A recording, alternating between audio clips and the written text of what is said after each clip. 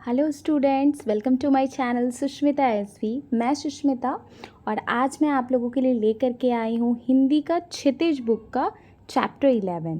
ठीक है, तो आज हम डिस्कस करने वाले हैं चैप्टर 11 है बाल गोविंद भगत। तो आज मैं बाल गोविंद भगत के क्वेश्चन आंसर जो है आप लोगों के साथ डिस्कस करने वाली हूँ। ठीक है, तो जिन्होंने अभी तक मेरे चैनल को सब्सक्राइब नहीं किया वो जल्दी से मेरे चैनल को सब्सक्राइब कर ले, बेल बटन को ज़रूर प्रेस करें ताकि जब मैं सबसे पहले जब मैं वीडियो लेकर के आऊँ तो सबसे पहले आप तक पहुँचे।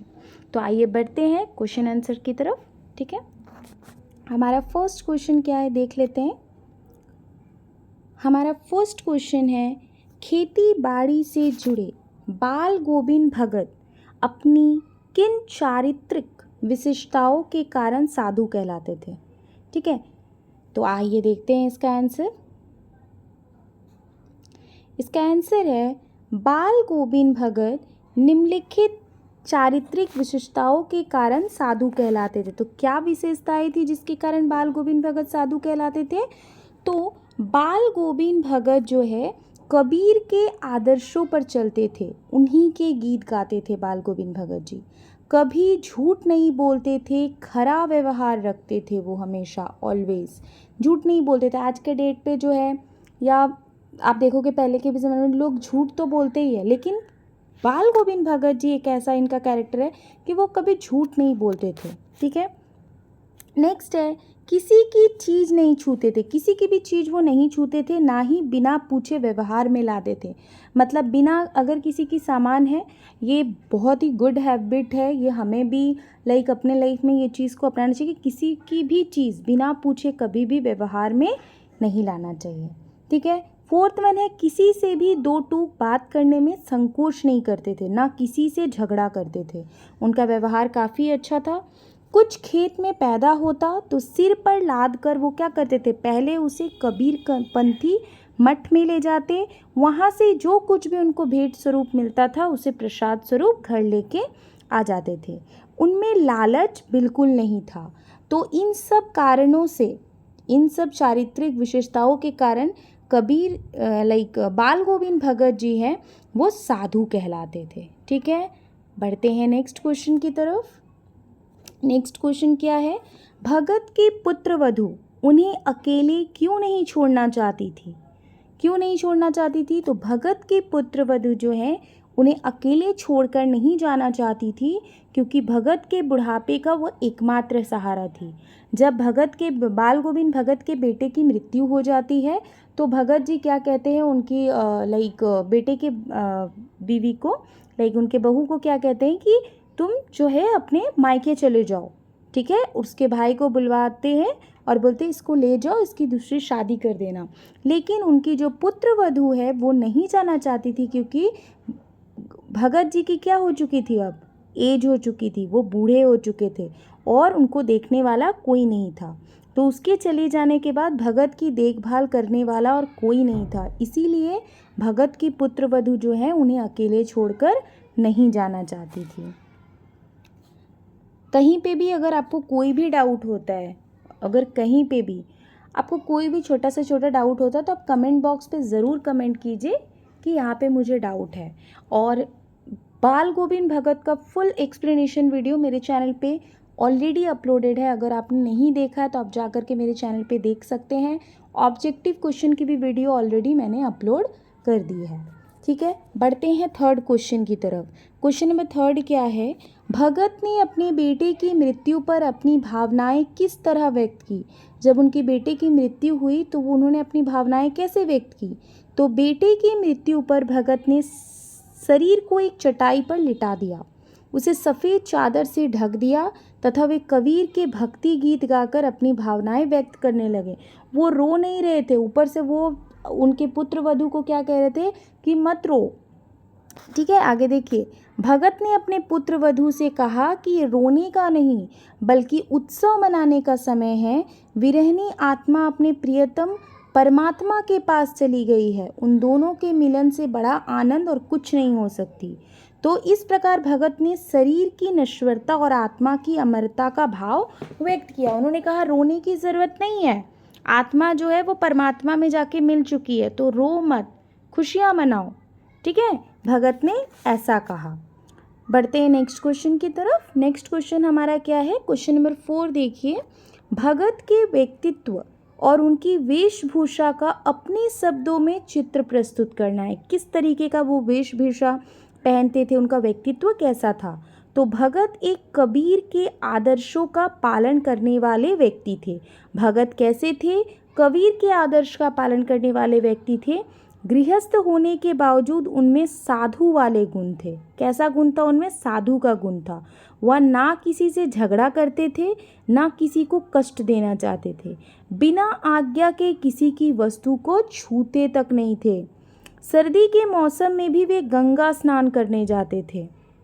ठीक है, और गुणों के साथ साथ उनकी वेशभूषा भी साधुओं जैसे ही थी।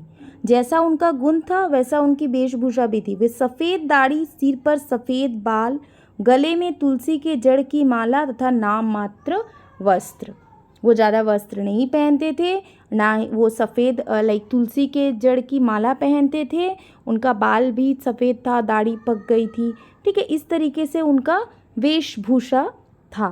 ठीक है, नेक्स्ट क्वेश्चन है आपका, बाल गोविंद भगत की दिनचर्या लोगों के अचरज का कारण क्यों थी।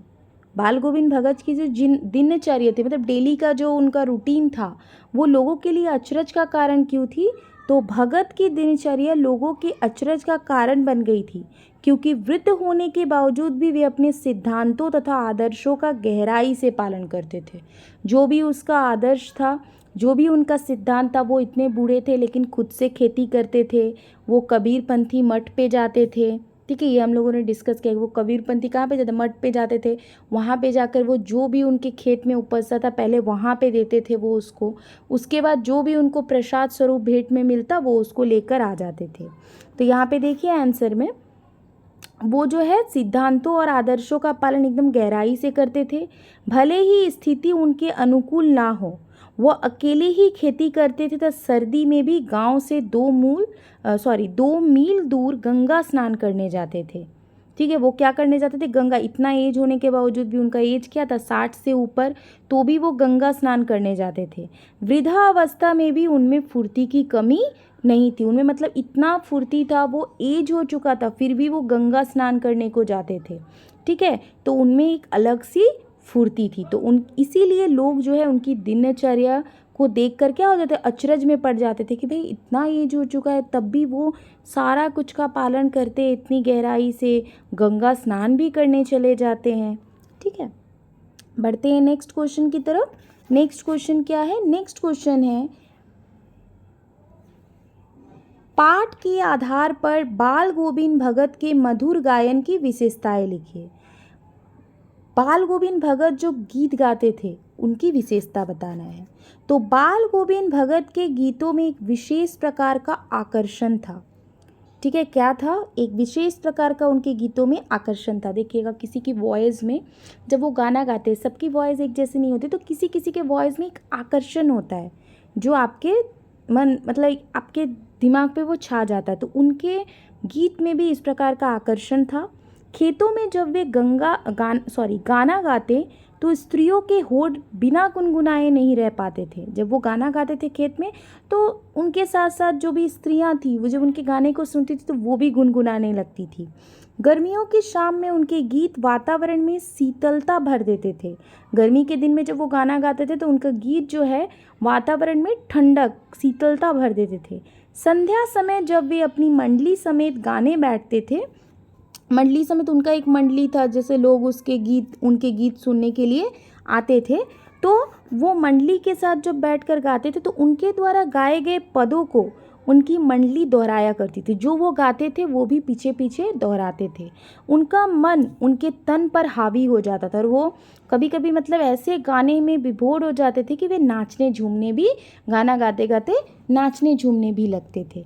ठीक है, तो इस प्रकार से उनका जो संगीत था लोगों में क्या भरता था, लोगों में एक तरीके का आकर्षण भर देता था, लोगों में एक तरीके का शीतलता प्रदान करता था। लोग उनके संगीत को काफ़ी ज़्यादा पसंद करते थे। नेक्स्ट क्वेश्चन की तरफ बढ़ते हैं हम। कुछ मार्मिक प्रसंगों के आधार पर दिखाई देता है कि बाल गोविंद भगत प्रचलित सामाजिक मान्यताओं को नहीं मानते थे। पाठ के आधार पर उन प्रसंगों का उल्लेख कीजिए। तो बाल गोविंद जो भगत जी हैं वो सामाजिक मान्यताओं को नहीं मानते थे। तो किस चीज़ से ये पता चलता है कि वो सामाजिक मान्यताओं को नहीं मानते थे? तो आइए आंसर देख लेते हैं। कुछ प्रसंग ऐसे थे जो ये बताते थे कि भगत प्रचलित सामाजिक मान्यताओं को नहीं मानते थे। जैसे कौन कौन से प्रसंग? तो भगत अन्य साधुओं की तरह भिक्षा मांगकर खाने के विरोधी थे। मतलब बहुत सारे ऐसे साधु हैं जो भिक्षा मांगकर खाते हैं, बट भगत इसके क्या थे? खिलाफ थे। वो क्या करते थे? मेहनत करते थे, खेती करते थे और उसको ले जाके कबीर के जो मठ है वहाँ पे देते थे। उसके बाद जो भी उनको भेंट स्वरूप मिलता था उसे वो लेकर आते थे, उसी को वो गुजर बसर उसी से करते थे। तो वो दूसरे साधुओं की तरह भिक्षा मांगने के मतलब नहीं मांगते थे। वो दूसरे साधुओं की तरह भिक्षा वो अपने से मेहनत करके खाते थे। भगत ने बेटे की मृत्यु पर सामान्य लोगों की तरह शोक करने की बजाय गीत गाकर अपने भाव प्रकट किए। जैसे नॉर्मली किसी के बेटा अगर मर जाता है तो लोग रोते हैं, बट भगत ने ऐसा नहीं किया। भगत ने गाना गाया और उन्होंने बोला कि रोना नहीं, हंसो, क्योंकि आत्मा जो है वो परमात्मा से जाकर मिल गई है। ठीक है। थर्ड, उन्होंने क्या किया? तो उन्होंने अपने पुत्र की मृत्यु के बाद अपनी पुत्रवधू को पुनर्विवाह करने का आदेश दे दिया था, जबकि समाज में इसकी मान्यता नहीं थी। अभी तो देखिए लोग पुनर्विवाह कर रहे हैं। अगर किसी के हस्बैंड का डेथ हो गया, किसी की वाइफ का डेथ हो गया, तो दोबारा लोग शादियां कर रहे हैं अभी के डेट पे। लेकिन पहले के ज़माने में ऐसा नहीं था। पुनर्विवाह लोग नहीं करते थे जल्दी। लेकिन उस समय में भी भगत ने जो है अपनी जब उनका पुत्र का डेथ हो गया, जब उनका पुत्र मर गया, तो भगत ने जो है अपनी पुत्रवधू को क्या किया? पुनर्विवाह करने का आदेश दिया। उन्होंने उनके भाई को बुलाया, पुत्रवधू के भाई को बुलाया और उसको बोला कि यहाँ से आप जो है इसको ले करके जाइए और इसके पुनर्विवाह की तैयारी कीजिए, इसकी शादी कर दीजिए। ठीक है। फोर्थ है, भगत ने अपने पुत्र को मुखाग्नि अपनी पुत्रवधू से दिलवाई, जबकि समाज में ये पुरुषों के द्वारा ही दी जाती है। करेक्ट। लड़के ही, जैसे अगर किसी के पापा मम्मी का डेथ होता है तो जनरली अगर लड़के होते तो लड़के ही मुखाग्नि करते हैं। लेकिन भगत ने अपने पुत्र की मुखाग्नि किससे करवाई? अपनी पुत्रवधू से करवाई। तो इन सब बातों से क्या पता चलता है कि वो सामाजिक मान्यताओं को नहीं मानते थे। कौन? भगत। बाल गोविंद भगत जो है सामाजिक मान्यताओं को नहीं मानते थे। इस तरीके से अगर आप पॉइंट में आंसर्स को लिखिएगा तो आपके अच्छे मार्क्स आएंगे। तो इसी तरीके से आप पॉइंट्स में आंसर को लिखिए। ठीक है, ताकि जब आपके टीचर कॉपी चेक करे तो उनको भी अच्छा लगे देखने में और वो आपको अच्छे मार्क्स मिले। ठीक है। और ये अलग अलग डिवाइडेड है तो आपको याद भी जल्दी से हो जाएगा। ठीक है। लास्ट क्वेश्चन है हमारा, धान की रोपाई के समय समूचे माहौल को भगत की स्वर लहरियाँ किस तरह चमत्कृत कर देती थी? उस माहौल का शब्द चित्र प्रस्तुत कीजिए। जब धान का रोपाई होता था और जब भगत जी जो है गाना गाते थे तो किस तरीके से वो भगत की जो स्वर लहरियाँ थी वो चमत्कृत कर देती थी, लोग झूमने गाने लगते थे, तो उसको बताना है। तो जैसे बादल से घिरे आसमान में ठंडी हवाओं के चलने के समय अचानक खेतों में से किसी के मीठे स्वर गाते हुए सुनाई देते हैं। तो वो कौन गाते हैं? वो गाते हैं भगत जी। उनकी मधुर वाणी को सुनते ही लोग झूमने लगते थे। स्त्रियां स्वयं को रोक नहीं पाती हैं तथा अपने आप उनके होठ कांपकर गुनगुनाने लगते थे। भगत के मधुर संगीत से चारों ओर मिठास फैल जाती है। मतलब क्या होता है कि भगत जब गाते थे तो क्या होता था, एक अजीब सा लोगों में कौतूहल मचा था, एक अजीब सा लोगों को अच्छा लगता था। तो वो उनके मधुर वाणी को क्या करते हैं? सुनते हैं और सुनते ही झूमने लगते हैं। और स्त्रियां जो होती है, जो खेतों में धान की रुपाई वगैरह करते रहती है, वो भी उनके गीत को सुन करके गुनगुनाने लगती है। और भगत का जो गीत है वो संगीत जो है वो चारों ओर क्या करता है? अपनी मिठास को फैला देता है। तो जो भी क्वेश्चन आंसर मैं आप लोगों के लिए ले करके आई हूँ उसको अच्छे से कॉपी में नोट डाउन कीजिए और अभी से पढ़ते हुए चलिए, ठीक है। और मेरे टेलीग्राम चैनल से आप ज़रूर से ज़रूर जुड़िए, क्योंकि जो भी मैं यहाँ पे आप लोगों को पढ़ा रही हूँ वहाँ पे मेरे टेलीग्राम ग्रुप पे, मेरे टेलीग्राम चैनल पे आपको जो है इसका PDF जो है वहाँ पे मिल जाएगा। तो आप ज़रूर से ज़रूर टेलीग्राम पे ज्वाइन कीजिए, ठीक है। एंड जो लोग सब्सक्राइब नहीं किए अभी तक, मेरी वीडियोस पे आते हैं देखते हैं, तो उनसे एक ही रिक्वेस्ट है कि आप मेरे चैनल को सपोर्ट कीजिए, आप सब्सक्राइब कीजिए मेरे चैनल को, अपने दोस्तों के बीच ज़्यादा से ज़्यादा शेयर कीजिए।